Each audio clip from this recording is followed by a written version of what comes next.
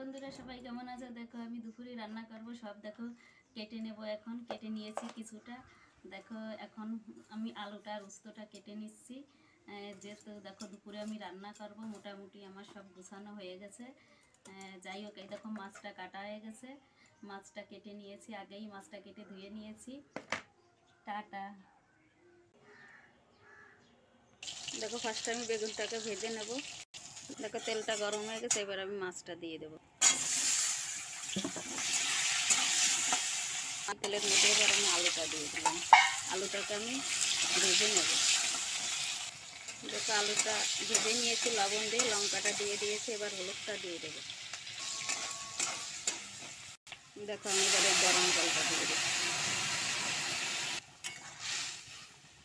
দেখো জলটা দেওয়ার পর কিছু সময় জাল হয়ে গেছে, এবার আমি উস্তুটাকে দিয়ে দিয়েছি। এটা কিছু সময় জাল হয়ে গেছে, এবার মাছটাকে দিয়ে দিলাম।